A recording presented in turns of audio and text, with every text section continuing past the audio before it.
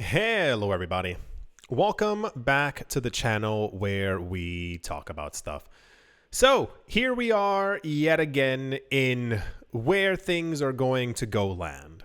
Around summertime, it was estimated that by this time of the cycle, as usually the next cycle kind of begins around the time of the halving, which is in next spring, 2024, it was estimated that by this time of year, December 2023, we could maybe be roughly around I think a $25,000 Bitcoin. The expectation was that by next spring, we would probably, here we go, we would probably hit around a $40,000 Bitcoin in April of next year. Now, I know that might sound weird because we've already passed those numbers. Around the time that we got news that around 12 companies had filed for a Bitcoin ETF, the price predictions kind of completely lost their minds, as did the price of Bitcoin. For those of you who haven't been paying attention or simply haven't seen the numbers, you should have at this point. Bitcoin has nearly tripled in price this year alone, just mainly based off of speculation around the ETFs being approved. The idea is that, for those of you who do not know, is that institutions are looking to actively find a regulated way to have exposure to and or get Bitcoin. So while, yes, as I've said before, they are completely able to buy Bitcoin on a cryptocurrency exchange, it does something for them regulatorily and also price-wise and tax-wise when they're accumulating the Bitcoin and or if they should sell it off, as opposed to being able to legally buy securities, which is what the ETF would be, a security that has Bitcoin wrapped inside of it or outside of it, depending on how you're actively looking at it. And they purchase Bitcoin in this way through an exchange-traded fund, a fund that is traded on a stock exchange. The big issue that we've gotten ourselves into is that a lot of people heard that ETFs were going to be a big thing. And I think they didn't really understand exactly how big that a spot Bitcoin ETF was going to be. Nonetheless, the idea of multiple of them being passed at the exact same time, this is now the speculation that either at the end of this year and or the literal very beginning of next year, that the SEC, if at the time of me making this video, if in the future that they decide to launch Bitcoin ETFs, they would do multiple at the exact same time to kind of give like a fair advantage across multiple companies so that it's just not Wink, BlackRock having the only one. This has dramatically changed where people see Bitcoin's price going. As we would normally be moving up in price based off of the halving. It's a given. The excitement's in the air. However, people were not prepared for the actual movements that we're seeing right now based off of the speculation that we will have nonetheless 7 and or 12 different spot Bitcoin ETFs. The price predictions have moved quite dramatically as well, as you might have imagined. You might remember in a video about 3 or 4 weeks ago on this channel, I lightly made fun of someone, and I tend to do that a lot whenever I know that their numbers aren't going to come true, where an analyst came forward and he said that he believed that Bitcoin's ETFs were already priced into the market.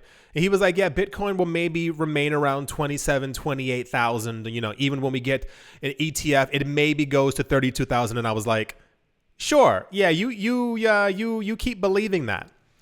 On the news that we had speculation, or rather even the actual news that we saw that some of the ETFs were actually listed on that website. I forgot what it was called, the name of the website, CDABC123 or something like that, that also moved up Bitcoin's price.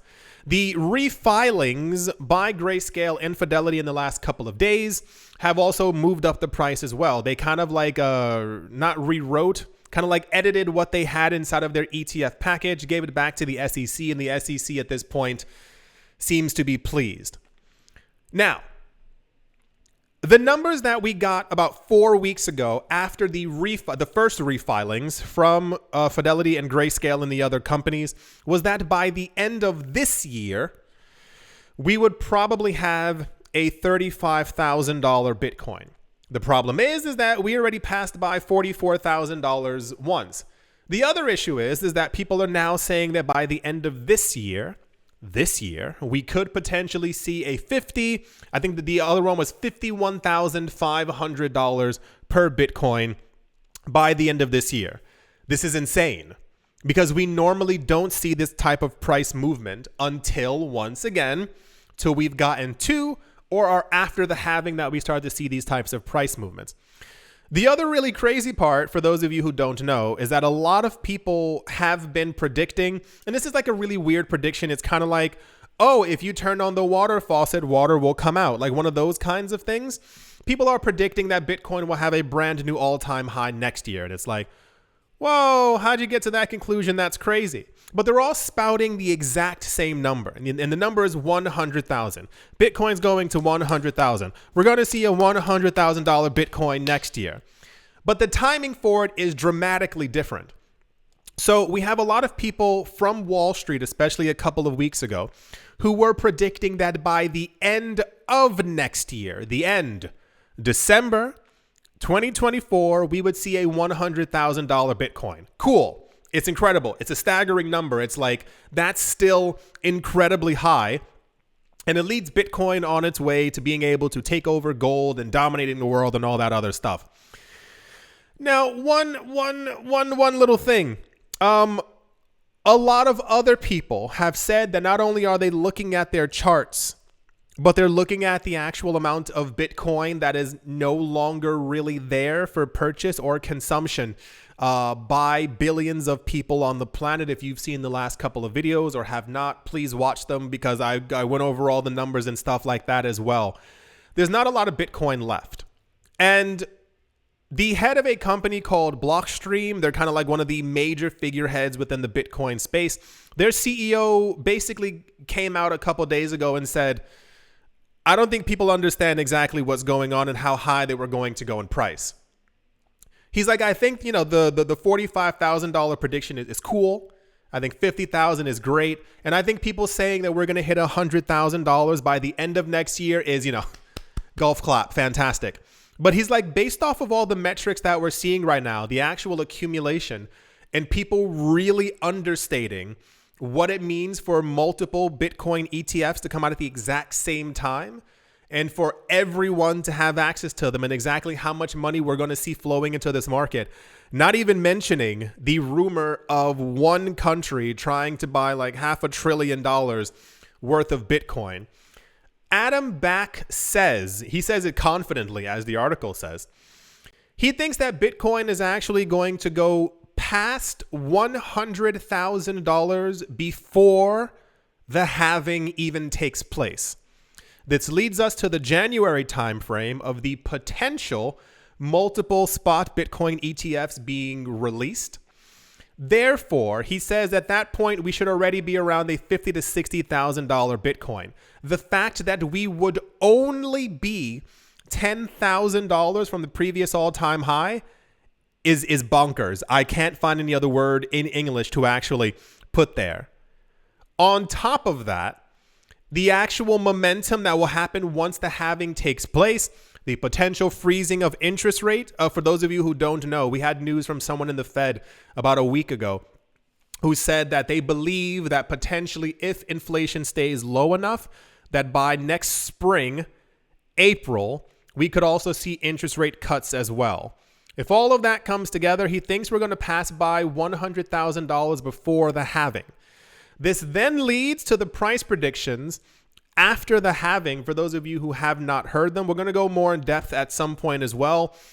The range right now is torn anywhere from $250,000 to $500,000 Bitcoin by the time we're somewhere around 2025. Of course, as time moves forward, we're going to go over all these, the news and the numbers as they actually are released. But what we're seeing right now is an enormous amount of energy being pumped into the space, the amount of money, the amount of Bitcoin that's being taken off the market every single day. And the price predictions are kind of getting a bit intense. We will eventually hit these numbers. And I think even at this point, I can't conceptualize how much money is actually floating around the pool. Because we know that there's like literally trillions at stake, but we tend to get like very careful news that comes out. So we hear that someone's buying X amount of Bitcoin. We hear that this company is buying 16,000 Bitcoin. This country's into it, this so and so and so. But we're also missing the other 99% of people who are like silent, who are actively buying, who are worth $300 million, who are just simply allocating only $3, $4, $5 million into Bitcoin, who are also taking tons of Bitcoin off the table. He says $100,000 before the halving even takes place. If that happens, we are probably going to see $250,000 that same year, because it's going to cause a huge amount of madness. Us getting to $100,000 Bitcoin means that there's even less Bitcoin on exchanges because people have been actively buying it. So yeah, the spot Bitcoin ETF price predictions are completely all over the place right now. But they all have mainly one thing in common. Everyone is basically saying that 100K is imminent. It's more of a, if it happens before the halving, 2025, I don't think we can imagine how big this market is going to be, which also means that the altcoins are also going to probably all have 10 to 15 or 20x as well. So yeah, get ready. I do sincerely hope that you have all enjoyed. I do hope you all are having a great day, morning, afternoon, evening, wherever you are. Wherever the heck you might be on this crazy planet, I do hope it's absolutely fantastic. Thank you all once again for watching, listening, liking, commenting, and or supporting. And I will most certainly be talking to you all soon. See you.